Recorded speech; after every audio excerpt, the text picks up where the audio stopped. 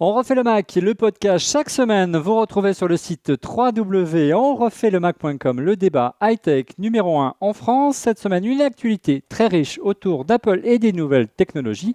Un bref résumé dans le sommaire. Tremblement de terre à Cupertino. Tim Cook a annoncé le départ de Scott Forstall, le vice-président d'Apple en charge d'iOS, sans payer le lancement raté de Plan. Une terrible désillusion pour le protégé de Steve Jobs. Une victoire pour Jonathan Ive. Le designer en chef d'Apple va désormais aussi superviser les interfaces. Est-ce une bonne nouvelle pour la pomme ? Débat en compagnie de Jean-Louis Fréchin, designer et cofondateur de l'agence No Design et qui traîne parfois ses guêtres du côté de Cupertino. Et n'oubliez pas les bons plans de Refait le Mac. Une promotion spéciale vous est réservée rien que pour vous par Macway sur un produit à découvrir en fin d'émission. On refait le Mac épisode 117, les têtes tombent à Cupertino. On refait le Mac. Avec comme invité et comme chroniqueur cette semaine, Cédric Ingrand de la chaîne Info. Bonjour Cédric. Salut, Cédric Ingrand qui est encore au bureau mais qui est allé aujourd'hui à la Paris Games Week. Si ce podcast sort samedi, n'y allez pas. Parce que vu le monde qu'il y avait aujourd'hui, ok, c'est mercredi, le jour des enfants et c'est les vacances et tout, mais ce week-end ça va être l'enfer. Sauf si vraiment vous voulez aller voir le dernier Assassin's Creed, la nouvelle Wii U, etc. C'est chouette de se dire quand même que ça y est, on a désormais un vrai salon grand public du jeu vidéo en France. Mais il y a un monde de malades, quoi. Il va falloir agrandir pour l'année prochaine. Autre chroniqueuse récurrente dans Refait le Mac, notre vigie du web qui est en charge de récolter vos questions sur Twitter, c'est bien sûr Fanny Bouton de fannysparty.com. Bonjour Fanny. Bonjour. Bon, je confirme, ouais, ça va très bien. Je reviens aussi de la Paris Games Week et je confirme, il y avait juste 5 heures de queue pour aller voir le nouveau Call of Duty. Alors, il faut faire un peu de teasing, hein, Fanny. Il y a une surprise, je crois, en fin d'émission, mais on n'en dit pas plus. Tu verras, je te dis rien.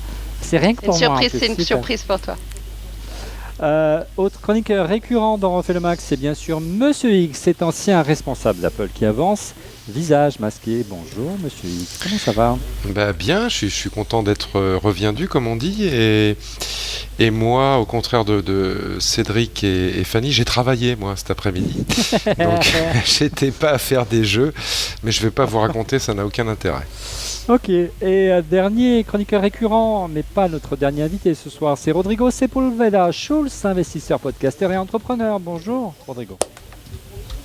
Salut. Plus rapide. Ben non, c'est vrai qu'il a pris toute la parole, il a monopolisé, on a l'impression qu'on était sur plein écran sur LCI. N'importe nawak quand même. C'est quand même mon podcast les gars, ça vous dérange si je suis moi le présentateur, mais je peux vous laisser faire. L'autre jour on m'a demandé, et t'as commencé au Refait le Mac quand ? J'ai dit non, c'est pas moi, c'est Olivier Frigara. Mais je lui ai tout appris à ce garçon. Ouais. Et invité exceptionnel ce soir, c'est Jean-Louis Fréchin, l'inventeur et plutôt le créateur de l'agence No Design. Bonjour Jean-Louis. Bonsoir à tous. Alors tu vas intervenir ce soir parce que bien sûr tu es un designer et tu es le plus à même que nous pour porter un regard sur le profil et sur d'un Jonathan Ive dont on va beaucoup parler dans cette émission et au-delà des besoins qu'aurait besoin Apple aujourd'hui dans ce domaine. Car il y a eu beaucoup de bouleversements cette semaine, un vrai tremblement de terre à San Francisco, plutôt à Cupertino, par l'annonce du départ de Scott Forstall. Alors Scott Forstall, pour ceux qui auraient loupé les épisodes précédents, c'était le vice-président en charge d'iOS.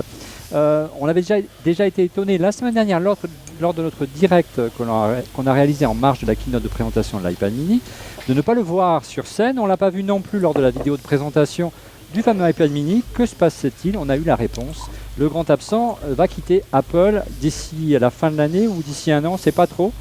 Alors messieurs, dames, à votre avis, mesdames, messieurs plutôt, est-ce que le vice-président d'Apple en charge d'iOS paye là le lancement raté de Plan et les retards de Siri? À votre avis, Cédric.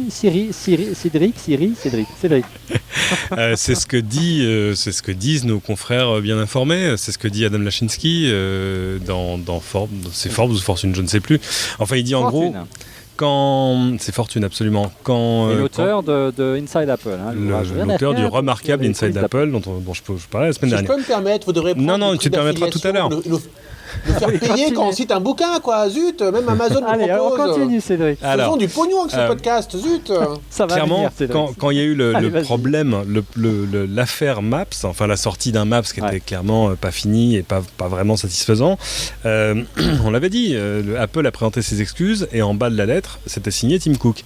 Et apparemment, ce qui se serait passé, c'est que Scott Forstall aurait refusé de signer la lettre d'excuse, forçant Tim Cook à le faire lui-même en tant que patron. Ou en tout cas, à pas la signer à deux. Monter en première ligne, c'est ça en fait. Hein, mais le responsable direct.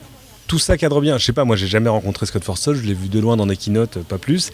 Mais ce garçon a mauvaise presse, en tout cas à l'intérieur d'Apple.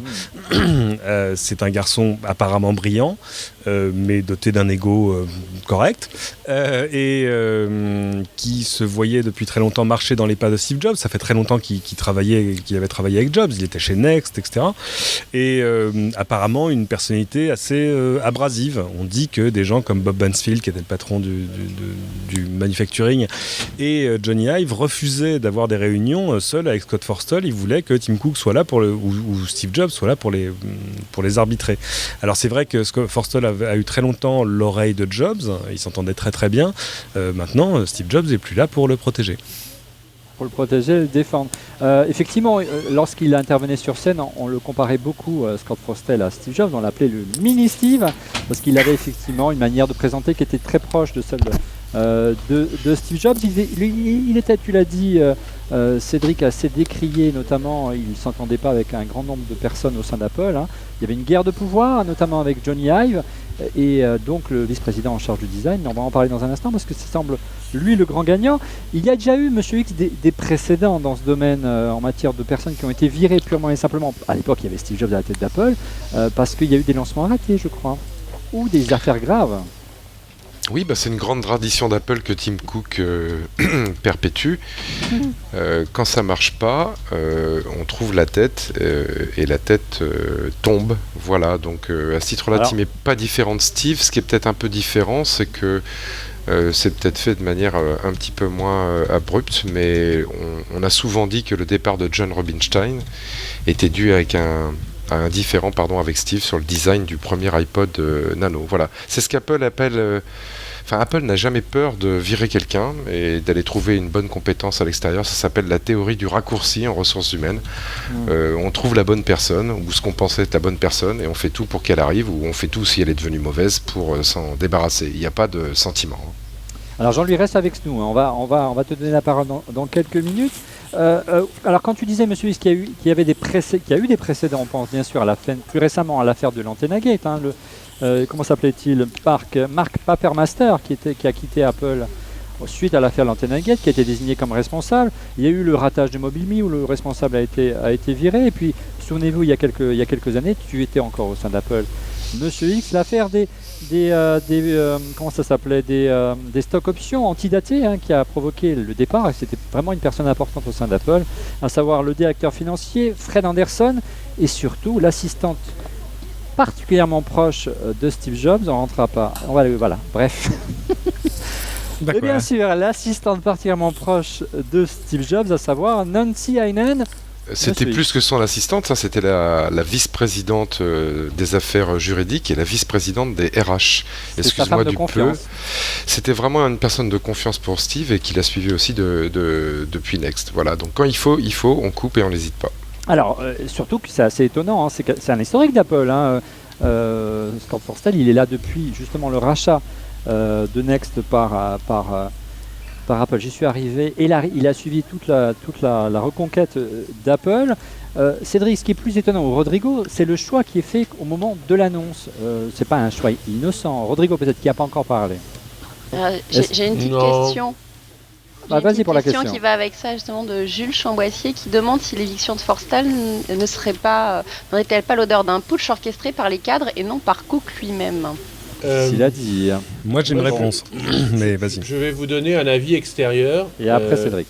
Parce que je connais pas moi les gens d'Apple, donc ça c'est juste en lisant ce que racontent les gens qui connaissent des gens qui connaissent des gens qui connaissent des gens, et de ce qu'on en lit, une réflexion. Ah non, c'est vrai, je connais quelqu'un qui connaît quelqu'un chez Apple. Oui, c'est vrai, quelqu'un qui a travaillé chez Apple, que j'ai vu récemment, à qui j'ai demandé d'ailleurs, Forstall, qu'est-ce que t'en penses? Il m'a dit c'est un gros con. Ouais, on se calme, Rodrigo. Non, sérieux, il y avait des problèmes de personnalité interpersonnelle. Néanmoins, ce garçon était chez Next. On se rappelle que Next était un très beau système d'exploitation et qu'il a été à la base de iOS. iOS, on en est à la 6e mouture. Ça tourne sur quoi 400 millions d'appareils. Et c'est quand même Scott Forstall qui est derrière ça. Donc il faut qu'on reconnaisse la marque de ce garçon, et il n'est pas tombé à cause de Maps, probablement, il est tombé à cause de plein d'autres choses. Et plus politique. Je ne sais pas si politique, mais en tout cas ses problèmes interpersonnels avec plein de gens. On lit ici et là qu'il voulait effectivement devenir CEO et c'est Tim Cook qui l'a eu. En clair, c'était un rival de Tim Cook. Ouais, et sachant qu'il est jeune, il a 43 ans, comparé à l'autre, il a quand même créé le système qui tourne sur le produit ou les produits qui font la moitié du chiffre d'affaires d'Apple. On parlera peut-être des résultats exceptionnels que Apple a lancés la semaine dernière. Donc Scott, il a quand même marqué Apple énormément. Mais il s'en va. Ok. Alors le timing, moi je ne crois pas trop à la théorie du complot. Le sortir en même temps que Sandy, je ne pense pas que ce soit lié. Ils ont plutôt sorti ça parce que c'était le moment de le sortir. Le garçon s'était préparé probablement depuis un moment. Apple le surf. Et ce que l'on lit ici et là, c'est que Tim Cook en fait a viré 2 personnes, le patron du retail qu'il a depuis 5 mois. Donc il n'a pas peur en fait de tailler dans les vieilles équipes de Jobs en se disant c'est pas grave, la boîte est plutôt à moi, de reconnaître qu'il a fait une erreur en recrutant ce type il y a 5 mois. Donc il s'affirme. Ouais, il s'affirme Tim Cook et patron des Apple Store. Ouais. Et je remémorais notre discussion il y a quelques semaines sur le style de management de Tim Cook. On se disait est-ce qu'il était à la hauteur ou pas. Moi je trouve que c'est pas mal ce qu'il fait. Hein. Il s'affirme très bien et il fait le ménage comme il faut. Et ce qui est surtout intéressant, on en reparlera, c'est la réorganisation qu'il fait. Et il y a un papier qui disait, le titre du communiqué de presse, Apple met en œuvre, enfin je ne sais plus ce que vous disiez, une meilleure collaboration. Et c'est vraiment étonnant quand on lit ça en se disant on renforce le rôle de Johnny Ive, on renforce le garçon qui fait le wireless, le garçon qui fait les technos, le garçon qui fait les devices. Donc est-ce qu'on se dit finalement, comme disait Kara Swisher sur ThingsD, sur le lien à l'inverse, c'est Scott Forstall empêchait d'avoir cette collaboration chez Apple. On en est réduit à. Jean-Louis qui n'a pas encore parlé. Ouais, on en est réduit un peu à lire dans le mer de café, tu vois, parce que forcément on n'a pas des prises directes. Il y a quand même des problèmes chez Apple en ce moment. Bien sûr, là, mais il y a des choses. Il a annoncé le retard d'iTunes 11. Il se passe des choses au sein d'Apple. La machine semble s'être grippée récemment ou il y a quelques mois et les têtes tombent. Oui, non, clairement, mais les choses qu'on peut lire dans le communiqué d'Apple, par exemple, c'est un exemple bête. Il n'y a pas de citation de Scott Forstall. Quand Bertrand Serlet a quitté Apple, quand je ne sais plus qui d'autre avait annoncé son départ, il y avait soit des longues citations de Tim Cook ou Steve Jobs disant vraiment il a apporté énormément à la société, soit même des citations de l'intéressé lui-même disant j'ai passé ici les plus belles années de ma vie. Là, dans le communiqué, il y a Scott Forstall s'en va. Point. Donc on sent que ça ne s'est pas passé dans la plus grande harmonie. Mais tu le disais tout à l'heure, Forstall se voyait comme un successeur naturel de Jobs. Il avait tout fait pour ça et dans les papiers qu'on voit sortir, on voit qu'il avait essayé de nouer des alliances avec d'autres gens dans la société dans ce but-là. Or, c'est impossible, ça ne peut pas marcher. Il est clair que le board d'Apple a donné maintenant 10 ans à Tim Cook à la tête de la société. En tout cas, ils lui ont donné des options sur 10 ans, c'est pour qu'il reste, c'est pas pour qu'il soit remplacé dans les 2 ans à venir. Donc je pense que de fait, il y avait un choc des égos un peu dur. Si en plus, les développeurs à l'intérieur d'Apple disent c'est vrai qu'on voit la vitesse à laquelle avance iOS, on est un petit peu embêté parce qu'on regarde Android de l'autre côté qui avance très très très vite en termes de fonctionnalité, qui va beaucoup plus vite que nous alors qu'ils sont partis après. Voilà, ça commençait à faire pas mal de choses à reprocher et Monsieur X l'a bien dit, quand t'es chef, je crois que c'était une expression de Jobs qui disait si le type qui vide les poubelles ici n'arrive pas à vider les poubelles un jour, il peut avoir une explication. Quiconque au-dessus de lui dans la hiérarchie d'Apple n'a pas d'explication à donner. Tu peux avoir des explications, tu peux pas avoir d'excuses. Et particulièrement quand tu es le patron d'une division. Tu le disais, on le disait tout à l'heure, on compare souvent Scott Forstall à Steve Jobs, aussi dans ses méthodes de management assez énergiques. D'un autre côté, il doit rendre des comptes et quand on se plante, parfois on s'expose un petit peu et voilà, on est en première ligne. Et on lui reprochait aussi, on a beaucoup lu, d'être très autonome et de diriger ses équipes un petit peu à la hussard, de manière un petit peu séparée des autres divisions. Je me tourne vers Jean-Louis Fréchin. Donc, tu as eu la chance de rencontrer déjà Jonathan Ive, d'avoir de bons contacts au sein d'Apple. On ne va pas rentrer dans les détails outre mesure. Il faut donner un petit peu de contexte. Tout à l'heure, tu as dit Jean-Louis Fréchin est designer. Oui, Mick Jagger est chanteur, donc Jean-Louis Fréchin est designer. Mais Jean-Louis, on va le dire à sa place parce que lui ne peut pas le dire, il connaît ces gens, il les voit, il les connaît, il les visite. Il les fréquente. C'est-à-dire que lui passera des portes que nous ne passerons jamais chez Apple. C'est clair. Voilà. Ou alors il faut une fausse identité. Avec une grosse moustache, ouais. Au-delà, ce serait très intéressant d'avoir un petit peu ton avis et ton observations aux symptômes qu'il y aurait aujourd'hui au sein d'Apple qui justifieraient cette situation-là aujourd'hui. Mais est-ce que tu avais entendu parler de distension justement entre l'équipe des designers concrètement et les ingénieurs en charge du logiciel? Jean-Louis. Jamais directement parce qu'il y a une légendaire discrétion, mais ce qui est certain, c'est que Apple était historiquement une boîte de software qui a fait du hardware. Et aujourd'hui, c'est devenu une boîte de hardware qui essaye de faire du software. Donc quand on discute avec des gens dans la place, il y avait, enfin en tout cas les designers et ceux que je connais, il y avait des sourires un peu coincés sur... à l'accent anglais. Sur... certains parlent français. Hein, sur disons, le rapport entre la boîte et le contenant. Et autant il y a une grande fierté sur la boîte, autant de moins en moins je sentais... une fierté sur le soft avec des phrases mais Steve se fout du soft et de toute façon nous on nous demande pas notre avis sur ce qu'il y a dedans et alors le gêne absolu c'est quand on parle d'iTunes avec des grands sourires l'interface d'iTunes qui est donc en retard, hein, la version 11 qui ne sortira pas à la fin du mois mais qui est attendue en novembre. Ouais, enfin ce qui les gênait dans iTunes, c'est grosso modo, c'est la seule vraie division d'Apple qui est marketing driven et ils reconnaissent pas ce sur quoi ils travaillent sur ce software-là. Donc globalement, il y a un problème de software et de distension entre la qualité du hardware et du software depuis quelques années chez Apple. Il n'y a jamais eu de grand leader software comme il y a eu sur le hard et c'était pas tenable sur le long terme. On a l'impression dans ce que tu me dis, Jean-Louis, c'est qu'au niveau software on manque de vision alors qu'on a une vision au niveau matériel. Ouais, et cette vision c'était Jonathan Ive. Clairement, et Soft avait la vision sur le soft, puisque ce qui était une vision je veux ci, je veux ça, etc. Et derrière tout un tas de grands spécialistes, hein, parmi les meilleurs, mais de spécialistes de l'expérience utilisateur, de spécialistes du rollover, comme on dit dans le métier de l'interaction, mais pas de grands visionnaires comme Job et Jonathan Ive peuvent l'être sur le matériel. Alors, avant de revenir et continuer sur cette idée-là et savoir ce que tu as pensé de l'illumination de Jonathan Ive, une brève réaction de nos différents chroniqueurs. Est-ce que vous êtes d'accord avec l'interprétation de Jean-Louis Fréchin? Et peut-être après, Fanny, une question Twitter si tu as. Monsieur X. Moi là-dessus, je n'ai qu'un point de vue d'utilisateur. Et c'est sûr que je suis assez content sur le matériel et je dirais même que le matériel progresse régulièrement en qualité. Moi je le compare par exemple mon MacBook Pro actuel au MacBook Pro Titanium pour ceux à qui ça dit quelque chose il y a quelques années, il y a même 10 ans, le MacBook Pro Titanium était aussi joli que mon MacBook Pro actuel, mais Dieu sait s'il n'était pas aussi solide. Donc il y a cette progression vraiment de qualité de conception globale et ça continue. Par contre sur le software c'est la pente inverse et moi je fais partie des utilisateurs déçus pour deux choses. D'abord, je ne me reconnais pas dans certaines applications. C'est toute cette théorie du design où on nous met du cuir, c'est-à-dire des choses qui rappellent des matières sensibles dans les designs d'interface. Moi, je ne comprends pas. Alors ça, c'est un nom, hein, Jean-Louis. Ouais, j'arrive pas à le prononcer. Skeuomorphisme. Le skeuomorphing. Le skeuomorphing. Donc ça, c'est... Jean-Louis. Après, on revient sur... Qu'est-ce que c'est que le skeuomorphing? En gros, l'idée, la philosophie. C'est une théorie, mais Job était assez convaincu sur macOS 10, c'est-à-dire que les interfaces, c'est des métaphores, et les métaphores du disque dur ou des dossiers étaient abstraites. En tout cas, ceux inventés au début de macOS par Susan Kare.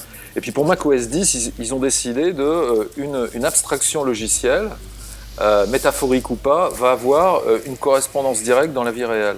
Alors ça a commencé par les disques durs dans lesquels on range nos fichiers, et puis ils sont allés jusqu'à copier les étagères, copier les filofax. Pour iTunes, par exemple, l'App Store. Voilà, exactement. Ou le cuir, quand parlait Monsieur X pour iCal. Or, dans l'histoire de l'art, de la peinture et du design, l'abstraction, l'interprétation est souvent plus évocatrice que la réalité. Donc c'est une hérésie absolue. Et là, sans me tromper, et avant de donner la parole tout de suite à Monsieur X, il y a une vraie rupture avec la philosophie de matériel d'Apple et donc la philosophie du design de Jonathan Ive, qui lui plutôt pour le minimalisme. On est bien d'accord, Jean-Louis? Ouais, le minimalisme et l'abstraction, c'est-à-dire forme, fonction, qualité, matériaux. D'accord, Monsieur X, donc tu peux continuer, excuse-moi. Donc je finis juste, donc on n'a pas du tout l'impression que la qualité au global progresse.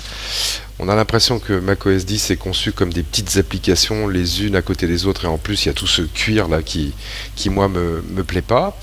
Et en termes, on va dire, de conception globale, alors c'est peut-être un bien grand mot, mais qu'est-ce que m'apporte macOS 10 sur ma machine ?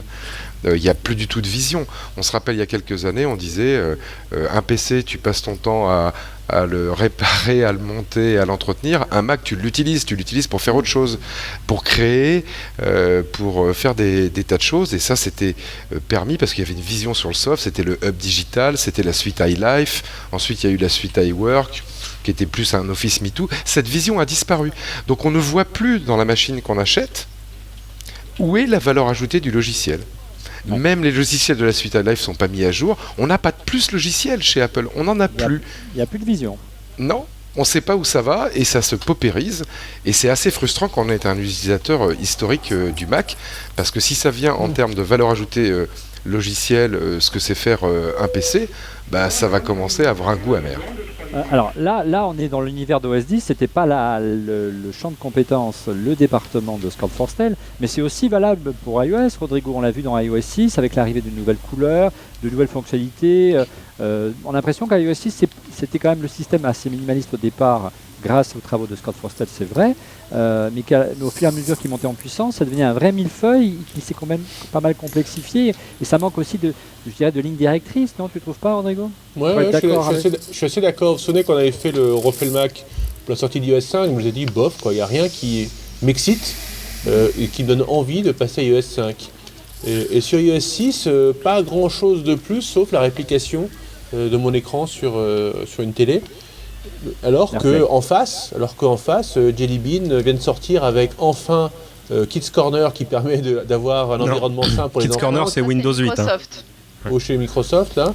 Mais Jelly Bean, il y a les comptes utilisateurs multiples sur tablette. Et les comptes utilisateurs multiples, alors qu'il n'y a pas ça chez Apple. Enfin, des innovations que le marché réclame, que ne sortent pas.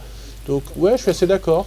L'innovation se tassait peut-être. Et c'est peut-être ça qui a coûté aussi la peau à Scott. C'est qu'il n'avançait pas assez vite, il ne levait pas assez, il n'y avait pas de ligne directrice. Ouais.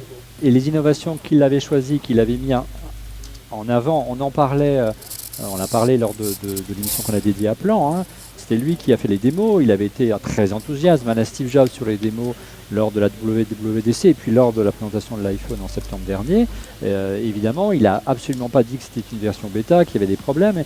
Il a un peu trop... Et en plus, si on suit ce qu'a dit Cédric tout à l'heure, qu'il a refusé de vous présenter ses excuses, ça commence à faire peut-être un peu beaucoup. Est-ce que tu trouves, Fanny, avant que tu nous donnes une question Twitter peut-être, est-ce que toi qui as un iPhone 5, finalement, est-ce que le design matériel du produit, c'est pas son premier argument de vente, alors qu'avant, c'était plutôt la simplicité d'usage d'iOS qui faisait la différence par rapport au reste des smartphones du marché? Bah, clairement, là, c'est le plus gros changement qu'on a pu voir et finalement, ça apporte pas grand-chose puisque cet écran 16/9 et ce rallongement, bon, bof. Voilà, je crois que le 4S, techniquement, c'était l'optimum de ce que j'attendais il y a 10 ans. Et là, le 5, bon, voilà, il est bien. C'est une très belle continuation, mais il n'y a pas eu d'effet waouh, il n'y a pas eu d'effet supplémentaire. Une petite question Twitter, peut-être, Fanny. J'ai Baptiste Oda qui demande si la nouvelle organisation pourrait aussi rééquilibrer l'importance entre les e-devices et les ordinateurs, ces derniers étant mis de côté. Qu'est-ce que vous en pensez? C'est-à-dire en clair le Mac, back to the Mac. Le Mac reviendrait au centre du jeu. Ouais, qui veut répondre à cette question? Cette organisation peut En clair, tout ne serait pas mis sur l'iPhone, tout ne serait pas misé sur l'iPhone et l'iPad. Sur les iPads. C'est plus le Mac, c'est magnifique, mais c'est plus a priori le cœur du business d'Apple. C'est pas ça qu'on attend le plus fermement, c'est pas ça qui suscite le plus de désir. Ça veut dire qu'on peut plus inventer, Cédric, quand Monsieur X se plaint, probablement. De vision et d'invention, on peut plus avancer en matière d'ordinateur. Ah mais si, partir sur autre chose. On peut faire le Mac tactile que tu appelles de tes voeux. Ah, on va y venir, t'inquiète pas. Ben voilà. Jean-Louis. En lisant les quelques événements de ces derniers jours, le type qui a pris la direction du lead du software, c'est l'ancien assistant de Bertrand Serlet, qui paraît-il était là au lancement d'iPhone 5. Federighi.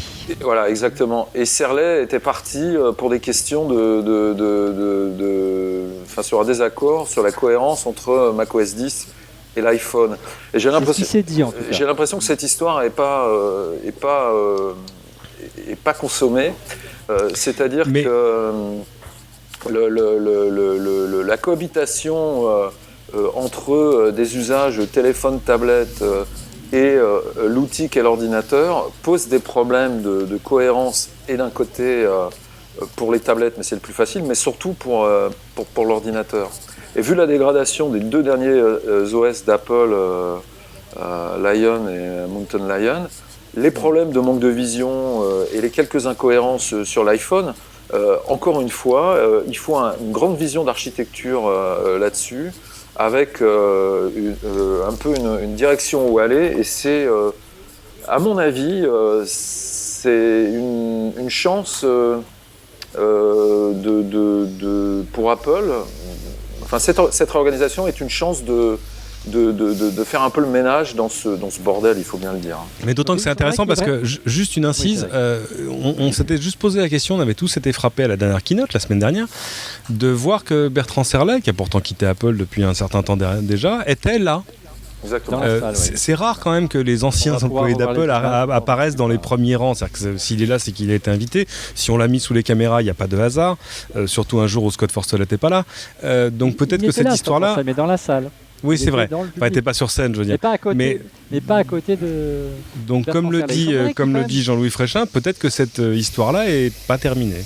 Et pas terminée, en tout cas, elle semble avoir pourri véritablement les relations au sein du comité directeur d'Apple, et que là, je dirais que la bulle a éclaté, l'abcès a été crevé, peut-être amplifié par l'échec de plan et je dirais le retard pris par le projet de Siri. Olivier, je voudrais nuancer juste un propos de Cédric. Oui. Je suis tout à fait d'accord que les ordinateurs, c'est plus le cœur de métier d'Apple. Ça représente plus grand chose, hein. C'était le métier historique il y a 30 ans, ils ont levé le mot computer de la marque, etc. Néanmoins, la gamme qu'ils ont présentée la semaine dernière est magnifique sur les bureaux, sur les portables. Ils ont une très très belle gamme d'ordinateurs, complètement actualisée. Et dans les changements de management de cette semaine, moi je suis vraiment frappé par le fait qu'il y a un nouveau patron du wireless chez Apple, du wireless. Qui doit harmoniser donc l'expérience mobile. Il y a un nouveau patron de l'interface utilisateur, on va en reparler, hein, Johnny Ive. Moi je vois bien une tendance où on va enfin fusionner iOS et OS 10, donc ce sera OS 11 ou OS 12, que ça tournera à peu près indifféremment sur tous les appareils Apple. Et effectivement les laptops, ils auront ce que les netbooks ont eu il y a 3 ou 4 ans, qui était un emplacement pour carte SIM ou similaire. Il n'y a aucune raison qu'avec mon iPad, je puisse aller au café et me connecter à Internet, par le réseau des opérateurs, surtout maintenant qu'on a le 4G, le LTE, etc. Et qu'avec mon MacBook, je sois encore scotché qu'à fil à la patte. Donc je pense qu'il y a encore pas mal d'innovations à venir dans l'univers et, comme disait Jean-Louis, beaucoup de cohérence encore à faire en termes d'expérience utilisateur, en termes d'interface, en termes d'environnement de développement et d'environnement applicatif dans les produits Apple. Il y a encore beaucoup de croissance chez eux. Tu le disais, Rodrigo, donc cette défaite, ce revers terrible pour Scott Forstall, qui est quand même le père de l'iOS, de l'iPhone et de l'iPod Touch et de l'iPad, c'est la victoire de Jonathan Ive, qui va désormais superviser le design matériel et les interfaces utilisateurs. Alors il y a eu beaucoup de réactions sur Twitter via le Twitter de Refait le Mac concernant cette annonce, et beaucoup s'étonnaient, Jean-Louis, est-ce qu'un designer spécialisé dans le matériel est aussi apte à superviser les interfaces, selon toi, qui est un designer et un enseignant qui forme les futures générations de designers? Je veux mon neveu. Et pour les raisons suivantes, c'est que le métier a été inventé il y a 15-20 ans par des gens qui venaient d'un peu tous les horizons. Susan Kare a fait de la sociologie, et on s'est un peu tous démerdés pour inventer ce qu'était une interface utilisateur. Beaucoup des gens qui vont inventer ce métier venaient non pas du graphisme, mais plutôt du design produit. Et dans l'école où j'enseigne et dans l'agence l'ENSI, l'ENSI, l'École nationale supérieure de création industrielle, notre vision, c'est une interface, c'est un objet contemporain, compliqué, qui nécessite de voir en 3 dimensions et de gérer de la complexité au quotidien. Les élèves qu'on forme, on les forme autant au hardware qu'au software pour faire des personnalités d'aujourd'hui. C'est-à-dire que tu fasses une interface, que tu fasses un produit, ou comme le dit le nom de mon blog, l'objet est l'interface ou l'interface est l'objet, il faut pouvoir se dépatouiller des situations d'aujourd'hui. Et dans beaucoup de boîtes, il y a une espèce d'hérésie par organisation scientifique du travail à séparer la boîte du software. Pendant longtemps, j'ai cru que chez Apple, c'était un monde parfait où ils se parlaient. Et puis j'ai découvert que ce n'était pas vraiment le cas, que Steve faisait le pont, mais que c'était un peu la bricole. Tant qu'on était au début, ça tenait. Et puis quand tout ça s'est professionnalisé, que les spécialistes sont arrivés, ça s'est effondré. Et ça s'est effondré côté soft. Pour moi, cette nomination de Jonathan Ive, c'est surtout la défaite de tous les spécialistes du user experience, du user-centered design et de tous ces designers docteurs qu'on voit beaucoup en Californie et un peu trop en France. C'est plus des ingénieurs que des designers. Non, ouais, enfin c'est des docteurs, c'est des psychanalystes de l'utilisateur qui essayent de se mettre à la place des gens, mais qui ne sont pas des créateurs.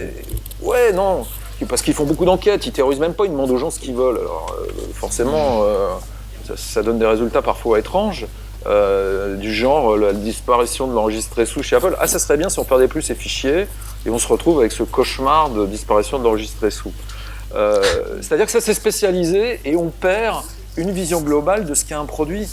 Tout à l'heure, Fanny disait l'iPhone 5 a rien d'original. Je suis d'accord avec elle, d'un point de vue de la forme et du software, mais c'est quand même un objet avec la qualité d'une montre IWC fabriquée à 5 millions d'exemplaires. Ce niveau de détail, c'est quand même une première dans l'histoire de l'industrie, et ce niveau de détail, on ne l'a pas dans le software. Et donc Jonathan Ive, chez Apple, peut amener cette folie qu'ont les designers, de créateurs, c'est-à-dire de ne rien laisser passer en termes de qualité, de détail. Cet magnifique objet qu'est l'iPhone 5, j'espère que dans les versions 6 et les prochaines releases de l'OS de l'iPhone, on aura cette qualité-là. Et la vision est importante. Ce qui manque dans le software, c'est des gens qui ont une vision. On a beaucoup de gens qui sont là pour être dans le comment faire, mais on a peu de gens qui sont dans le que faire. Et là, je pense que Johnny, il va s'entourer comme il faut et qu'on aura cette exigence comme on l'a dans le hardware. 2 commentaires. On a eu une discussion avec Jean-Louis il y a longtemps, avec toi aussi Olivier, à table, et qui nous disait également le souci du détail était à l'intérieur des produits. Sur Sono, on a évoqué le Mac Pro qui s'ouvre avec une facilité, on peut tout changer avec une facilité déconcertante comparée à tout le reste. Donc ce souci du détail sera à l'intérieur. Moi, je voudrais quand même souligner que, je vous le dis depuis le début, l'interface utilisateur que l'on a sur l'iPhone n'a pas changé depuis la première version. Et le SDK n'a pas changé depuis la première version. Et j'en veux pour preuve, quand vous changez une date par exemple, c'est le même truc qui tourne depuis la première version. Donc ça a été quand même super bien conçu dès le début. Il manquait plein de trucs, un copier-coller, machin, ça. Mais c'est vraiment un univers, une interface unie chez Apple qu'ils ont très très bien réussi. Et je leur tire mon chapeau là-dessus. Pour rebondir pour rappeler des souvenirs de table avec Jean-Louis Fréchin et Rodrigo, Jean-Louis, tu nous avais apporté pour démontrer, parce que tu nous parles de ça depuis longtemps, à Refait le Mac, pour démontrer l'incohérence qu'il peut y avoir entre le matériel et le logiciel. Un bon exemple, c'est la Freebox Revolution, je crois, Jean-Louis. Ouais, c'est typiquement un exemple, une interface qu'est-ce qu'elle est, qui a certaines bonnes idées, puis certaines rustines, et puis surtout une boîte qui n'a absolument rien à voir avec l'interface. Or, pour un produit, encore une fois, d'aujourd'hui, il faut un lead pour les deux. C'est une seule et même chose. On disait au début du design d'interaction, du design numérique, comme on l'appelle en France, look and feel, ce que je vois, ce que je perçois, c'est important, et il faut un lead, il faut un architecte qui garantit la cohérence des deux. C'est pas le cas dans la Freebox Revolution, mais dans toutes les box françaises, c'est peu le cas. Oui, mais celle-ci, elle est spéciale parce qu'elle est designée par Stark. Voilà, on est un peu... C'est pour ça qu'on la pointe du doigt. J'ai une admiration sans borne pour Philippe Stark. Oui, moi aussi, j'espère qu'il viendra mais j'aurais aimé qu'il s'intéresse au software. Vraiment. Peut-être qu'on lui a pas laissé. Peut-être. C'est une erreur parce qu'on laisse ça au design. C'est la difficulté de Jonathan Ive auparavant dans le Sun Apple aussi. On lui a pas laissé la liberté d'appliquer sa vision. Ben là, il va pouvoir le faire et ça va changer à mon avis. Rodrigo. Ouais, moi, je voudrais juste revenir sur la Freebox Revolution. c'est quand même une évolution énorme par rapport à la Freebox 4 qui était un espèce de mastodonte absolument immonde. On aurait dit un transistor de batterie de voiture, ou un truc dans le genre. Et alors que maintenant, franchement, les deux boîtiers sont très jolis. Et à l'intérieur, je suis pas d'accord, l'interface est agréable à utiliser, ça n'a rien à voir avec le truc. Non, mais avec le truc immonde HTML 1.0 qu'il y avait avant et qui marche très bien. Oui, mais elle n'est pas cohérente par rapport au design. Elle pourrait être mise n'importe où, cette interface. C'est juste le problème, c'est-à-dire que dans l'histoire du design, on dit forme, fonction. Là, on a deux objets qui cohabitent, mais qui ne se parlent pas, c'est tout. Mais l'interface, elle n'est pas inintéressante, je suis d'accord avec toi. Ouais. Alors, tu le disais, Jean-Louis, quelque part, cette annonce, c'est un bâton de maréchal que l'on remet à Johnny Ive, j'y suis arrivé. Pour toi, tu l'as dit, c'est une bonne nouvelle. Est-ce qu'il devient quelque part, je dirais, le gardien du temple et quelque part le officiel numéro 2 d'Apple? Alors, moi, je le vois pas comme ça. Je le vois pas comme le gardien du temple. Je le vois comme le constructeur du futur pour la bonne intégration software matériel qui vont faire les produits des 20 prochaines années. C'est surtout ça qui m'intéresse. Il y a eu une histoire d'Apple, le passé c'est bien, mais les relations entre le hardware et le software deviennent critiques aujourd'hui. On voit Microsoft qui lance sa tablette, on voit Google qui achète Motorola, donc la bonne intégration software-hardware est de plus en plus importante. Et ce que ça annonce... Microsoft et Surface aussi. Tout à fait. Et les rapports entre Nokia et Microsoft, on ne sait pas comment ça va finir, peut-être un rachat, je ne sais pas. En tout cas, cette relation entre le logiciel, ce que ça fait, et cet objet dont on a besoin, parce qu'on est des humains, on a besoin de toucher des choses, c'est le design des 20 prochaines années. Donc ce qui est en train de créer Apple, c'est une amélioration, si c'est encore possible, de cette intégration, des nouveaux objets. Il commence à regarder doucement tout ce qui tourne autour de la maison. On parlait du sans-fil tout à l'heure, et le sans-fil, ça ne sert pas qu'à connecter des écrans. Ils viennent de vendre des lampes connectées Zigbee avec Philips, à mon avis, pour un peu mon coup de cœur. Tester le marché. Mais non, c'est le mien. Philips Hue, voilà. C'est le mien. Non, c'est le mien. Non, c'est le mien. Ah non, j'ai dit tout à l'heure, je l'ai préempté. Non, c'est moi, c'est marqué sur mon Evernote et c'est time stampé. Allez, laissez terminer Jean-Louis. C'est un enjeu pour le futur. Et donc, de fait, ce Chief Creative Officer, si on peut l'appeler comme ça, qui garantit la vision, dans toutes les entreprises du monde, ça devrait être important. C'est-à-dire, ok, une entreprise, c'est de la finance, c'est des employés, etc. Mais ce qu'elle vend, ce qu'elle met sur le marché, c'est quand même important. Et les entreprises l'oublient un petit peu trop souvent. Donc là, ça va aussi, à mon avis, inspirer d'autres boîtes. On va voir un type sortir de chez Samsung, de temps en temps il parle. Au lancement de Windows 8, il y avait une charmante jeune femme qui expliquait comment ils ont conçu Windows 8. On va voir des gens qu'on ne voyait pas, des designers. Jessica Alba, tu veux dire? Exactement. Parler de la valeur finalement proposée par les entreprises. C'est sûr que la prochaine fois, il faudra qu'on couvre les conférences à Microsoft, hein, rien que pour le plaisir de voir Jessica Alba. Pour Jessica Alba, ouais. Il faudrait qu'elle s'habille un peu plus sexy. Hein. Oh, ça va. Elle pourrait copier Fanny. Réaction de fille. Hein. Quoique, oui. Elle peut faire mieux, largement. Elle peut faire mieux. Donc, si j'ai bien compris, Jean-Louis, c'est Johnny Ive qui va représenter un peu cette vision du futur au sein d'Apple. On sait qu'on reprochait un petit peu à Scott Forstall, à Tim Cook de ne pas être forcément un homme de produit. C'est le cas de Johnny Ive, mais est-ce que pour toi, il devient le numéro 2 d'Apple, incontournable et incontesté, comme pouvait être Steve Jobs quand il disait c'est pas bien, tout le monde le suivait là, quand Johnny dira c'est niet, ce sera niet. Il n'y aura plus de discussion comme auparavant. Écoute, je ne sais pas. La seule chose que je peux dire, c'est que tous les gens qui l'ont côtoyé aiment Jonathan Ive. C'est un gars très sympa et très modeste. Moi aussi, j'aime Jonathan Ive. Et en tout cas, c'est quelqu'un d'empathique par sa discrétion et sa force de travail. C'est aussi quelqu'un qui a avec qui on peut parler de tous les sujets, de marketing, de l'avenir du marketing, de commerce. C'est un gars très intelligent. C'est un Européen. C'est surtout un gars intelligent. Bon, il est anglais formidable. Tant mieux pour nous, les Européens. Non, il n'est pas européen, il est anglais. Ça n'a rien à voir. Ouais. Mais en tout cas, il a une position naturelle qui est très très forte et renforcée. Vous vous rappelez qu'il y avait eu des rumeurs comme quoi il voulait partir et que c'était pas rose, etc. En tout cas, là, C'est Hawaï, ouais. il a une position vraiment renforcée sur chez On a Apple des aujourd'hui. infos, on ne peut pas vous le dire.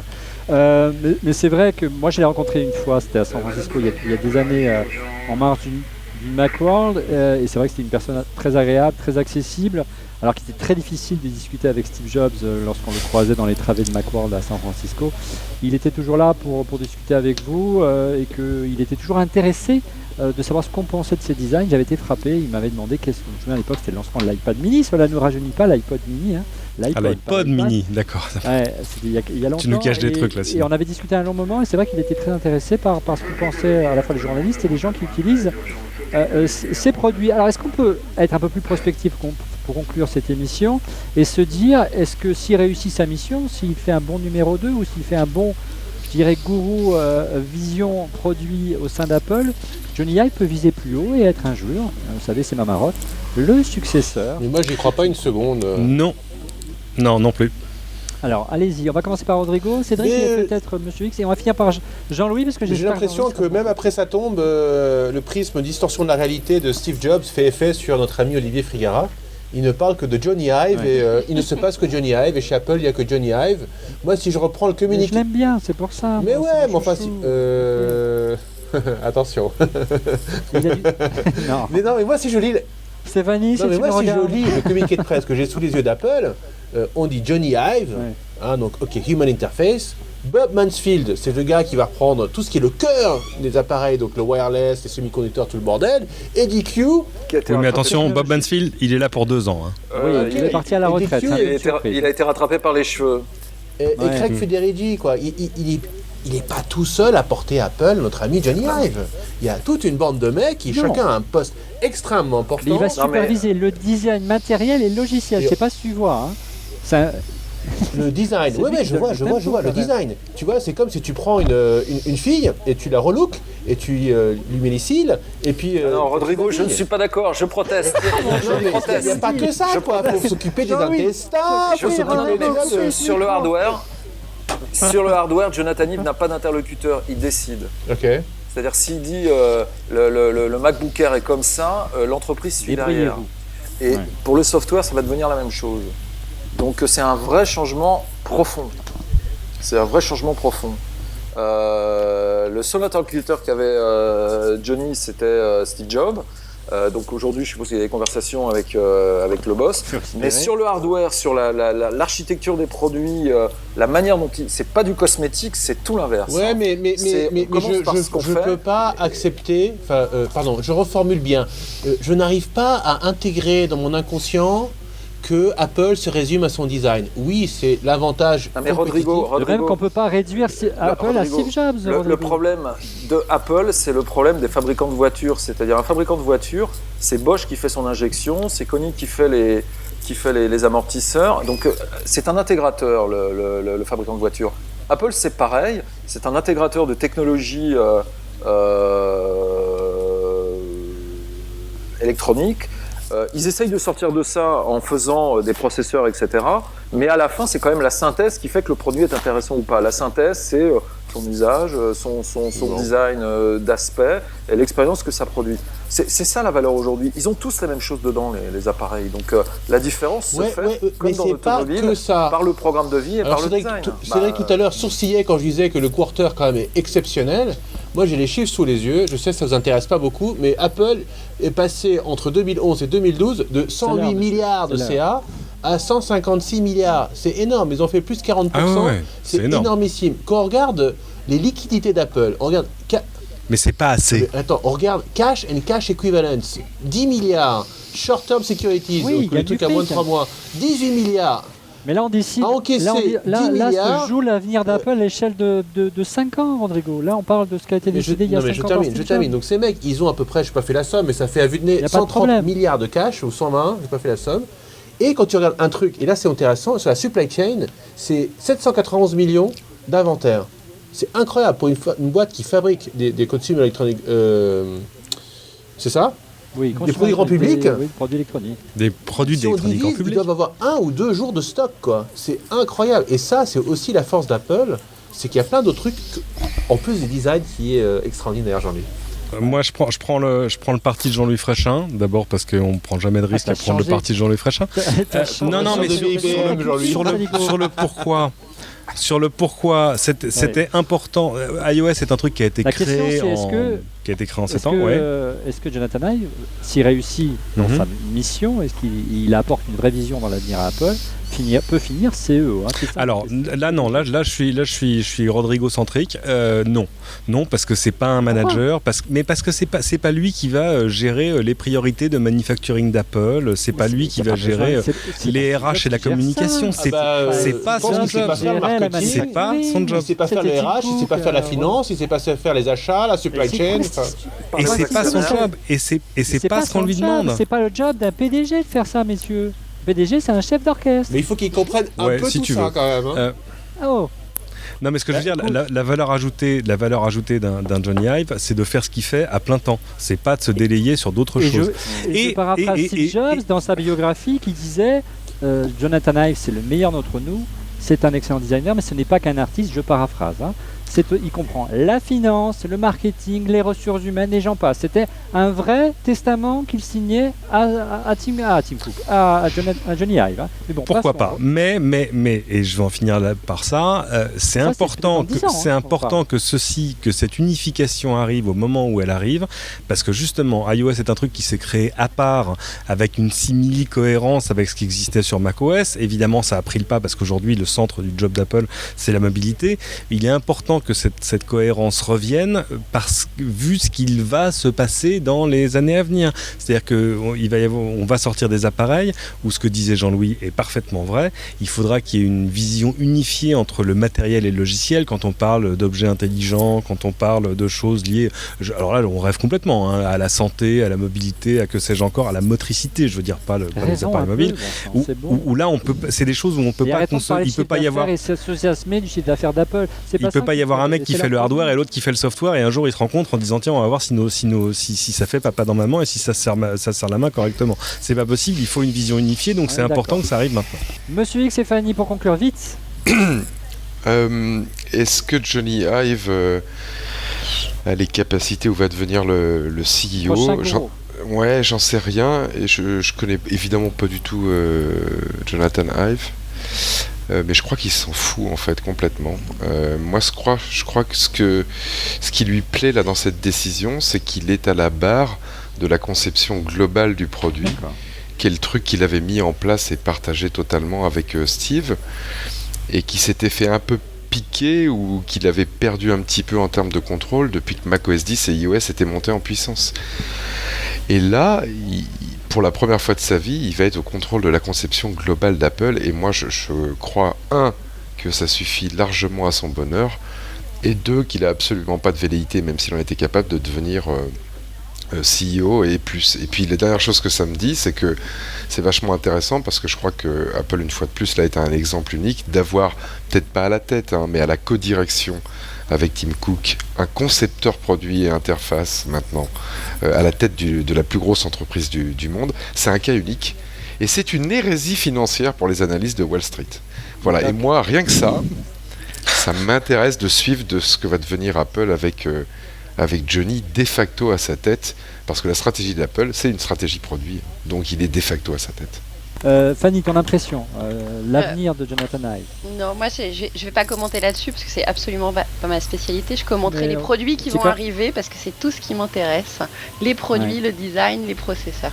On devait beaucoup parler de Windows 8 ce soir, et puis on a eu quelques soucis techniques, puisque celui qui devait être notre spécialiste Windows 8 ne peut pas être là ce soir, Julien Gelpublic, puisqu'il a de gros soucis avec son internet, donc on reviendra sur Windows 8 dans une autre émission.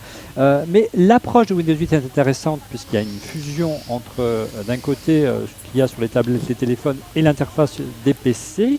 Alors on a vu là que Craig Federighi, qui supervisait auparavant, donc macOS, prend la charge qu'avait auparavant, j'y suis arrivé.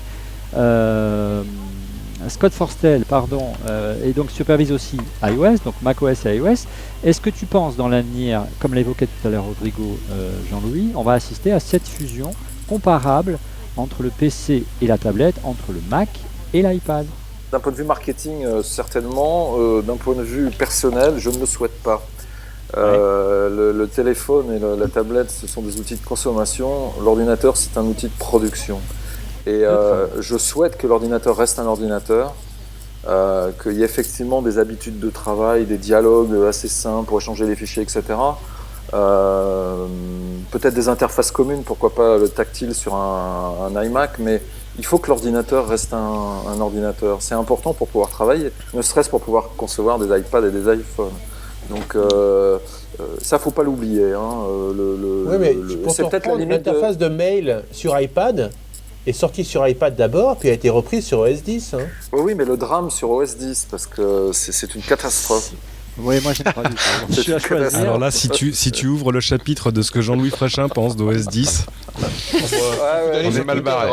cette émission va s'appeler On n'est pas couché. Ouais, c'est clair, et on n'est pas couché, croyez-moi. On en parlera. Oui, un petit mot. Tu veux conclure sur ce point, Jean-Louis? Vas-y, je t'en prie. Non, donc il y a encore beaucoup de... Il y a des espaces communs à inventer, des expériences communes à inventer, le tactile, les multiples interfaces, le dialogue avec les objets. Mais en tant qu'utilisateur, Tu viens de dire qu'il y allait avoir des Mac tactiles dans l'avenir, c'est ça? Oui, je le souhaite. Quand on voit non, mais c'est pas un scoop. Hein. Quand on voit le dynamisme côté Windows, autour de Windows 8, c'est hallucinant. La montée en gamme, la montée en qualité, la montée en innovation d'expérience d'usage. De Windows 8. De Windows 8, hein, c'est moi qui parle, de Windows 8. Il est évident que côté Mac, il va se passer des choses aussi. Il serait bien bête. Mais il faut que l'ordinateur reste un ordinateur, c'est-à-dire un outil de travail, pas un outil de consommation ou de consultation. Est-ce qu'on peut pas faire un appareil justement qui se transforme et qui puisse passer de l'un à l'autre? On a commencé à avoir justement sur Windows 8 des produits hybrides. Il y a le Taichi par exemple, et avec le dos, même les produits dos de Microsoft, l'écran. Tout à fait, c'est à ça que je pensais, peut-être, certainement. Cédric, peut-être un petit mot sur l'initiative de Microsoft de ne pas vouloir faire de différence entre une tablette et un PC. Il n'y a pas de différence selon Steve Ballmer, et qui veut absolument contrer la théorie de l'ère post-PC cher à Steve Jobs. Cédric. Il y a surtout une volonté d'absolue cohérence dans l'interface et une expérience sans compromis. C'est ça. Et puis d'un Microsoft qui lui s'appuie sur des forces, exemple sa présence en entreprise, là où depuis 3, 4, 5 ans les directeurs informatiques en entreprise peinent un peu à aller intégrer de l'iPhone, de l'Android, etc., etc. Tout à coup tu leur dis au fait votre nouveau mobile il peut être sous Windows Phone 8 et ça marche tout seul avec vos systèmes existants, vos messageries d'entreprise que vous avez déjà, votre Excel, etc. Formidable. Et c'est vrai que c'est surprenant. Moi je suis surpris de ce que j'entends ici. Hein. C'est forcément entendre Jean-Louis Fréchin dire regardez ce qu'ils ont fait Microsoft, c'est génial. L'interface est remarquable. Hein. L'interface est vraiment intéressante. Je suis assez d'accord. Et je suis beaucoup au Mac. Et je suis d'accord. Jean-Louis Fréchin de PC. Tout à fait. Jean-Louis Fréchin est un garçon extrêmement modeste, donc je vais le dire à sa place. Il y a une expo en ce moment au Palais de Tokyo à l'occasion du lancement de Windows, avec des œuvres qui ont été faites par des gens extrêmement disparates, des artistes, des designers comme Jean-Louis, des gens qui viennent de l'industrie du high-tech comme Nicolas Gaume, des cuisiniers comme Inaki Inaspartiki, c'est notre ami du sud de la France là. Bon bref, vous pouvez aller le visiter, c'est gratuit, c'est au Palais de Tokyo à Paris. Il y a des trucs vraiment vraiment bien. Et ce qu'a fait Jean-Louis Fréchin est évidemment remarquable, mais c'est pas lui qui doit le dire. Bien. Cette vision, pour conclure, cette fusion entre le Mac et éventuellement l'iPad, tu y crois ou c'est deux choses qui vont... Voilà, comment tu vois l'avenir concrètement et la tâche que doit mener aujourd'hui Jonathan Ive à la tête de ces deux divisions qui ne font plus qu'une? Moi, simplement, tu vois, une fois de plus, j'ai qu'un avis d'utilisateur là-dessus. Moi, j'espère qu'il va redonner du souffle à macOS. Voilà, une fois de plus. Ça fait déjà quelques années que quand j'achète mon nouveau Mac, j'achète un beau produit, mais j'ai plus l'impression d'acheter un bel outil de travail puissant qui va me permettre de faire des trucs que je m'imaginais pas faire. Tu vois, c'est avec mon Mac que j'ai été un utilisateur de Photoshop amateur, mais que j'ai fait des trucs en photo que je me serais jamais imaginé faire. Ça a été la même chose avec la vidéo, avec un peu de dessin, un peu avec de la gestion de projet. Voilà. Donc il nous redonne une boîte à outils à création. Autrement, ça sert à quoi le Mac? Et puis en plus, si effectivement il peut faire que quand j'achète macOS 10, J'ai pas l'impression devant moi de voir des logiciels et des icônes qui sont juste une collection de mauvais goût américains avec des armoires en bois, du cuir, des beaux métals brossés. Et ben, je préférerais parce que Aïe, aïe, aïe. ça me permettra d'alimenter ce petit sentiment malsain, mais qui existe chez tous les Mac fans de supériorité, et de dire, nous, on a des produits tellement léchés. Et depuis quelques années, quand on utilise macOS 10, sans rigoler, on se cache. Et moi, je fais partie des utilisateurs qui utilisent un petit logiciel qui s'appelle LionTwix et qui permet de dévalider tout ça et de retrouver un macOS 10 qui était un macOS 10.4 ou 10.5 en termes de look. Donc, Jonathan, rends-nous de nouveau fiers d'utiliser des Macs et productifs à utiliser des Macs. Moi, c'est ça que j'attends. Et ce sera presque le mot de la fin, parce que je vais, pour le mot de la fin, vous citer la remarque qu'a attribuée Tim Cook à Surface de Microsoft. J'imagine que vous pourriez concevoir une voiture qui vole et qui flotte. Donc ça, c'est à propos de Microsoft. Hein. Mais je ne pense pas qu'elle ferait bien aucune de ces choses. On verra qui va gagner, qui aura raison dans les mois, dans les années qui viennent. C'est très Apple, hein, c'est parce qu'il est en train de dire quelque chose qui est le contraire de ce qu'il est en train de faire. Oui, c'est vrai. Et au-delà, je veux dire, c'est pas parce qu'on va mettre un Mac tactile qu'on va empêcher les gens d'utiliser une souris ou un trackpad ou un clavier. Ça peut être complémentaire, ça peut être cohérent en termes d'usage, et on peut travailler aussi avec du tactile sur son ordinateur.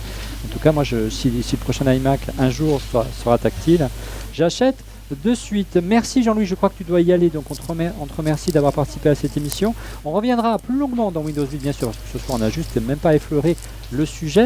Et tout de suite on passe au bon plan de notre partenaire Macway. Le bon plan de Macway pour vous qui regardez On refait le Mac est le Novodio TuneTube XL, une enceinte pour iPhone, iPod et iPad surpuissante affichant 200 watts au compteur, et en plus elle est jolie et intègre même une radio FM. Son prix 329 € au lieu de 399 et la livraison est offerte en saisissant le code ORLM sur macway.com. De bien belles affaires cette semaine, une belle réduction que nous propose Macway cette semaine, donc profitez-en. Tout de suite on passe au coup de cœur. Allez, on commence par Rodrigo et on est plus en retard. Rodrigo. Allez, c'est parti. Oui. C'est les coups de cœur de la semaine. Oui, en plus tu pourras glisser celui que tu avais choisi, que j'avais choisi aussi. Donc entre temps, je vais m'en trouver. Ah mais ouais, c'est moi le premier. Non, mais moi cette semaine, je vais vous faire. Tu me remercies quand tu veux. Hein, j'aurais pu le faire avant toi. Hein. Un coup de cœur copinage.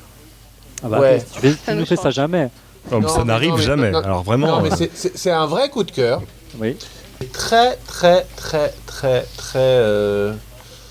tout en fait. Hein.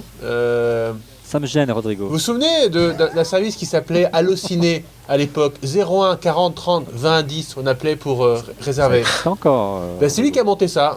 Parmi ce qu'il a fait dans sa vie, il a monté ça, Jean-David Blanc, et il a revendu. Et puis après, il est allé faire plein de trucs. Et moi, je savais pas. C'est un gros fan de vol à voile avec un moteur dans le dos, ça s'appelle du paramoteur. Et je savais pas. Et il fait ça partout dans le monde. Ah, il est riche donc. Ça doit aller pour lui parce qu'il est aussi business angel dans pas mal de boîtes et j'avais dîné avec lui en décembre dernier. Et ben figure-toi qu'en février de cette année, il est allé avec ses copains au Népal sur donc sa voile. Hein, imaginez Félix Baumgartner mais avec une grosse hélice dans le dos, se promener au-dessus des nuages et là il s'est explosé la gueule contre une montagne. Et la suite de l'histoire. C'est un coup de cœur, Rodrigo. La suite de l'histoire, c'est là. Vous voyez, ça c'est un truc de la vieille économie, ça s'appelle un livre. Regardez, ça se feuillette comme ça. C'est bien. Merci. Un truc fait en résidu carboné. Ouais, et ça s'appelle 3 jours au Népal. Alors, si vous avez plein de sous ou que Pôle emploi vous envoie votre chèque, ça vaut 17 €. Si vous avez moins de sous, vous allez sur Amazon, vous l'achetez en format Kindle, sur votre appli iPad, hein, Kindle évidemment, et ça vaut que 9,99 €. Ça se lit assez vite, 1 heure, 1 heure et demie. C'est vachement bien. C'est comment il a fait pour survivre pendant 3 jours dans l'Himalaya à plus de 3000 mètres d'altitude dans le froid. C'est remarquable et émouvant comme récit de survie pour un mec. Et ouais, c'est vachement bien. Je vous conseille. Allez lire ça. Ça, c'est du service après-vente. Non, mais allez lire ça, c'est vachement bien. On respire un grand coup parce qu'après, je vais vous parler de trucs vachement plus rigolos quand même. Il est de retour, il a survécu, pas de problème, il a rien, hein. C'est assez incroyable comme lecture. Ah bah c'est bon, on parlait de design innovant, on parlait de choses pour changer un peu. Avec Jean-Louis Fréchin. La semaine dernière, je parlais de comment faire des infographies, vous avez vachement On n'est aimé pas sur couché, Twitter, tant messieurs, mieux. dames, je vous le dis. Sur Twitter, c'est @Rodrigo, hein, si vous vous souvenez bien. Oui, on est vraiment pas couché. Eh Moi, je ben, me cherchais eh bien ben, le coup de cœur, on me rappelait quand Parmi il a les terminé. dinosaures des outils de présentation, il y a PowerPoint. Parmi les outils rigolos mais qui servent que à Apple, il y a Keynote. Et ben il y a un autre truc qui est vachement bien, ça s'appelle Prezi. Vous connaissez? Bah oui. C'est bien Prezi. Alors Prezi, ça existe en version online. Alors c'est payant, c'est gratuit, mais c'est public. Faire des présentations privées, il faut payer un petit peu. Ou alors vous pouvez le télécharger pour votre Mac ou votre PC, ou alors le télécharger pour votre iPad pour faire des presse. C'est vachement rigolo, je vous en dis pas plus. On mettra peut-être une petite vidéo pour montrer comment on fait des presses de Prezi. Parfois ça donne le tournis, mais c'est vachement bien. On parlait aussi de design. Est-ce que vous avez une calculette? Ça fait longtemps que non. Si, sur mon Oui. iPhone. Oui, voilà. Non, moi j'en ai Pardon, une je vraie fais avec quelque des vrais Ouais, et boutons. donc vous faites. À mon Non, bureau. mais toi, tu travailles pour le. Enfin, enfin bon. Donc, Tu travailles pour une World Company, donc. ouais, C'est Oui, normal. mais c'est par plaisir, hein, bon, Cédric. d'accord. Dès que vous avez fini, vous Ah me dites, d'accord. Oui, J'irai excuse-nous, te chercher une Rodrigo. Casio la On On prochaine essaie fois. de s'intéresser un petit peu, mais ils sont longs. Mais les coups de non, cœur, mais on je vous parle de discute, on parle design, depuis le moi. temps. Vous voyez, Bon, vas-y. dès, oui. dès que c'est plus Johnny Ive, ça t'intéresse plus en fait. Non, c'est Jean-Luc Fréchin. Bon, je alors quand vous préfère. faites vos calculs sur votre calculette, hein, vous faites comme moi, j'imagine, vous faites parenthèse, parenthèse, 3 fois, parenthèse, moins 5, parenthèse, plus 2, parenthèse divisé par 25. C'est un peu relou. Ouais. Et pourquoi on se dirait pas plutôt, j'ai payé $50 pour mon iPad, $500 pour mon iPad, pardon, avec 10% de taxes. Et vous tapez ça ben. et ça vous donne le résultat. Et donc est arrivé, Solver. Rodrigo. Application qui coûte un peu cher pour votre Mac, évidemment, mais qui coûte beaucoup moins cher que $5 sur votre iPad ou sur votre iPhone. Et c'est une calculette en mode naturel. Elle est vachement bien. Mais C'est pas ouais, vrai. Solver avec un O-U-L-V-E-R. Elle est très très chouette cette appli. Moi j'aime bien. Je trouve que pour une fois on fait Là, des de trucs à innovations vous en termes parler. d'interface utilisateur, d'ergonomie, c'est top. D'ailleurs, est-ce que vous utilisez Evernote? Vous avez Oui. Evernote à la version 5 jamais. qui sort. Alors c'est pas encore sorti. En revanche, vous avez une petite vidéo qui vous montre tout ce qu'ils vont faire, avec une description de toutes les nouvelles fonctionnalités, mais surtout ils ont rationalisé l'interface. C'est vachement simple à utiliser, c'est drag and drop, c'est très joli pour Mac. Evernote 5 pour Mac, ça sort bientôt et c'est top. Non, il faut dire que c'est de toute beauté. Pardon, je la refais. Un dernier coup de cœur peut-être, Rodrigo. Ah, vous voulez que je m'en aille? Avant Je vous en fais plus? Ah bah là, vous vous souvenez, Non, je vous avais parlé d'un truc sur Kickstarter, cette plateforme qui permet de Ouais. financer des projets. Hein, je vous avais parlé d'une ampoule Wi-Fi qui changeait de couleur et qu'on pouvait contrôler avec son iPad, avec son iPhone. Ouais. Misère de misère. Eh ben, c'est dommage pour eux. Ouais. Misère de misère. Philips l'a shippé dans des cartons dans tous les Apple Store aux US. J'ai vérifié, ça y est pas, les Apple Store en France, quelle merde. Eh ben vous pouvez acheter 3 ampoules Philips, ça s'appelle Philips Hue. La vidéo est très rigolote et ça vaut 199,95 pour les 3 premières et vous pouvez en rajouter autant que vous voulez pour $60 environ, c'est les 95. Ça y est, Starter Pack, c'est sorti. Et elle est topissime. Ça s'appelle Hue, c'est vachement bien. Elle est super, elle C'est est vachement franchement bien. super. C'était un peu le coup de cœur à tout le monde. C'est un- ouais, c'est- un premier, il nous le vole. Hein, c'est Bah ça, oui. Cédric. C'est vraiment parce que je l'ai laissé faire. Ouais. Allez, Cédric, ton coup de cœur. On est à la bourre. Alors Ouais, Jean-Luc au Fréchin revoir. n'est plus là, il disait tout à l'heure Au revoir, que c'est Rodrigo. le dernier iPhone était designé au niveau de qualité d'une montre IWC. IWC c'est un horloger suisse qui fait de fait des très jolies montres. J'ai pas les moyens de m'acheter une IWC, d'accord. Mais Mais par contre j'ai trouvé, c'est la plus belle montre que j'ai eue de ma vie. Et en plus, c'est un très beau design. C'est G-Shock, normalement, c'est la marque de Casio pour les jeunes. Ouais. Des trucs, des montres en plastique quand tranquille tu pour fais du ça, skate, Rodrigo. pour éviter de les casser. Et ben là, ça y est, ils ont fait une montre un peu superlative, genre un truc, c'est un truc pour mec. Hein, là, on va se le dire carrément, avec des Ouais. gros boutons qui ont plein de Ouais, je suis fonctions. sûr Et je que crois que Fanny ça y est, la j'ai prendrait. trouvé. J'ai Oui. trouvé. Non, je pense pas. Elle va avoir des petites mains quand même pour ça. Hein. Mais j'ai toujours eu Et des- des grosses montres. Hein. Misogyne, va. Et pour la première fois, enfin depuis très longtemps, je me dis voilà, cette montre, je pourrais la garder 5 ans, 10 ans, 15 ans, 20 ans, parce qu'en plus 20 ans, c'est a priori le temps annoncé de vie des piles.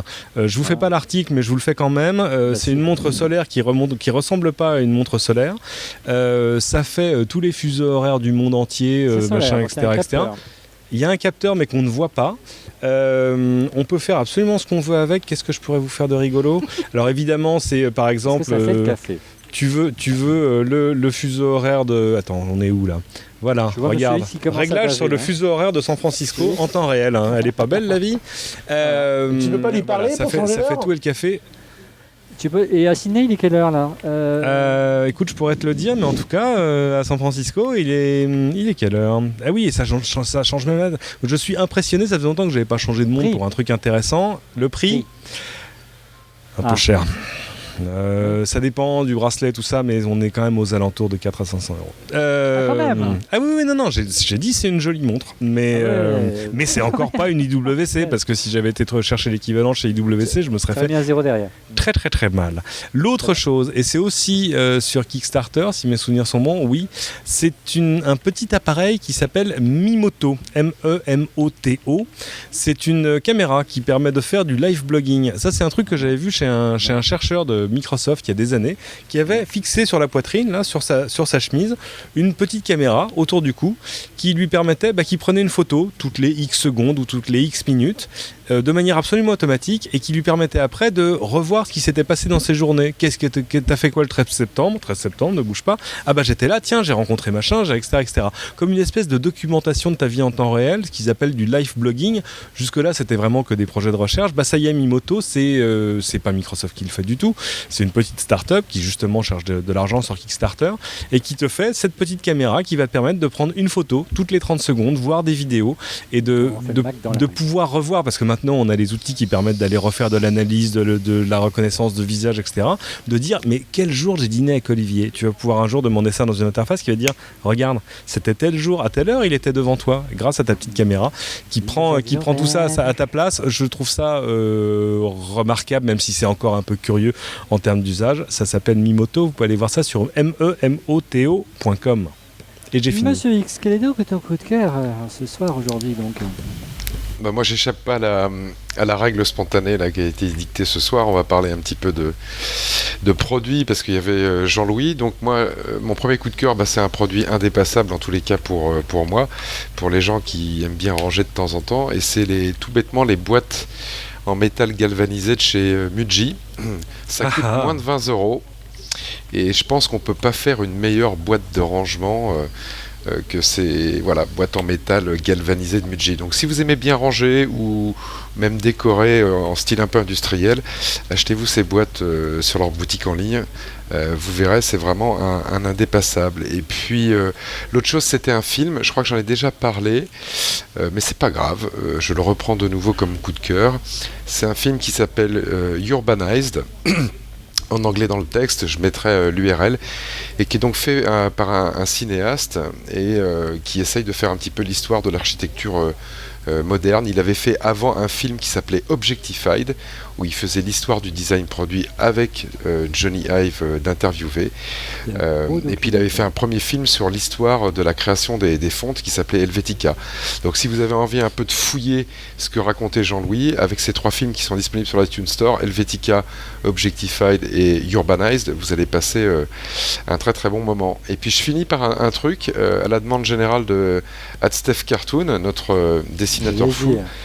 Je vais donc inaugurer une nouvelle rubrique, Olivier, je me permets, cette semaine dans On refait le Mac. On n'est plus à ça après, éclate-toi. Et cette rubrique s'appelle La prédiction de Mister X.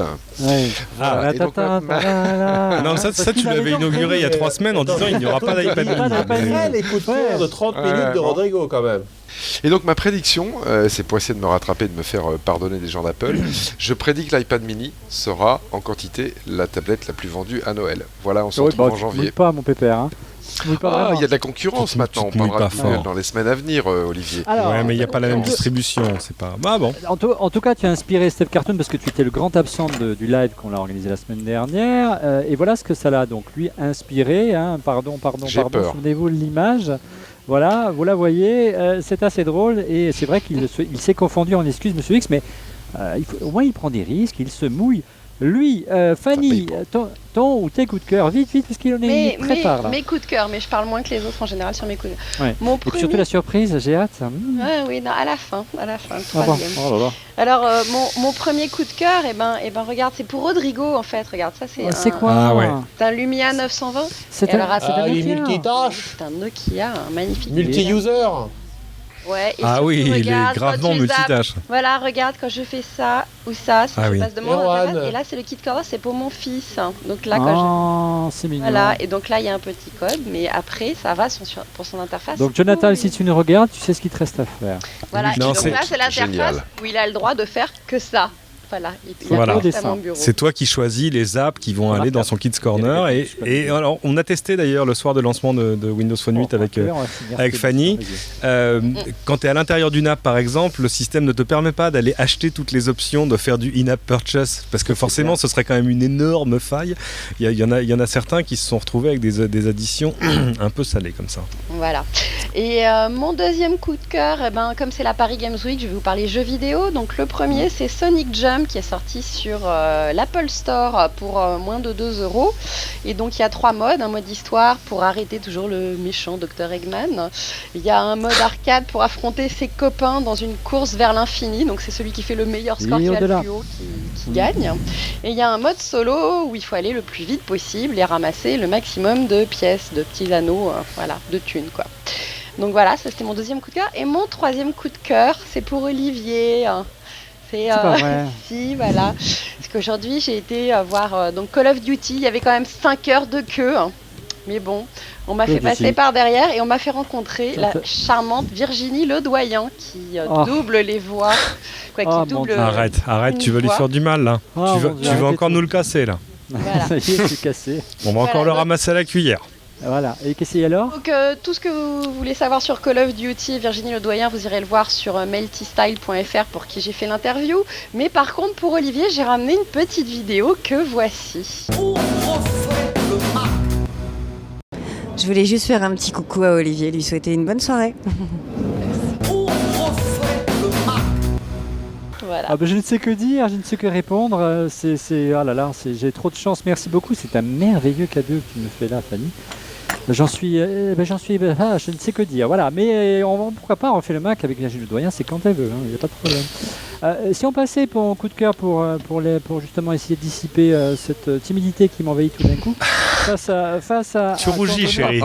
Voilà, tant d'honneur que me fait donc Virginie Ledoyen, ce qui est quand même peut-être mon idéal féminin, on peut le dire. Allez, c'est dit. Bah, on croyait que c'était Jessica Alba. Aussi, mais moi j'aime bien tout ce qui brille, tu le sais bien. Ah ouais, donc c'est ça. Donc en fait, ton idéal féminin, c'est celle qui vole, quoi. Ta gueule, Cédric. Bien, on va réussir à terminer cette émission. Donc, comment on m'a volé mon coup de cœur? J'ai eu le temps d'aller chercher un autre dans la rédaction. Je ne l'ai pas encore testé, mais ça fait très longtemps que je l'attends. Je recherchais pour On refait le Mac notamment une solution de webcam HD pour vous donner une top qualité lorsqu'on enregistre cette émission et une solution sans fil qui permet de faire de la multicaméra. C'est arrivé, c'est Logitech qui fait ça. Ça s'appelle la Logitech Broadcaster Wi-Fi Webcam, donc une webcam Wi-Fi autonome, donc on n'a pas besoin forcément de la relier au Mac, hein. Elle est autonome. On va l'essayer, on refait le Mac dès la semaine prochaine et vous verrez si la qualité d'image est meilleure ou pas. Et ça permet vraiment de faire des choses épatantes sans forcément avoir un fil à la patte. Merci en tout cas, messieurs, dames, d'avoir participé à ce 117e épisode d'On refait le Mac. Vous retrouvez Cédric dès samedi dans Plein Écran. Qu'est-ce qu'il y a au menu sur LCI? Samedi dans Plein Écran, 14h10, une émission exceptionnelle. Lancée de la porte de Versailles à Paris, mais lancée très loin parce que c'est une émission, c'est un grand reportage que Guillaume Delalande a tourné il y a quelques semaines dans les studios d'Ubisoft à Montréal. Alors c'est pour tous les fans d'Assassin's Creed, vous saurez tout, vous allez tout voir, les scénaristes de la série, les producteurs, un peu de Far Cry aussi, donc il en faut pour tout le monde. Mais voilà, très très très très très beau sujet dans Plein Écran. Et la semaine prochaine, on parlera de la Paris Games Week. Voilà, je retrouve mes papiers qui sont tombés, voilà, tout va bien. Vous retrouvez Fanny, bien sûr, sur son blog et bientôt dans une Fanny's Party, n'est-ce pas, Fanny? C'est quand la prochaine Fanny's Party? Alors la prochaine, c'est la Fanny's Geek Kids Party, c'est pour les enfants. Il faut venir avec des enfants et on va avoir plein de jouets de viendra Noël avec des high-tech. On y travaille. Comment jouer avec les iPads? Poussez, madame, poussez, madame. Vous retrouvez Rodrigo sur son Twitter et sur son blog. Vous retrouvez Monsieur X également sur son Twitter @TrueMrX. Et quant à nous, on se retrouve, promis, juré, la semaine prochaine. On parlera bien évidemment de l'iPad mini parce qu'il sera arrivé, du moins, on espère. À la semaine prochaine. Au revoir.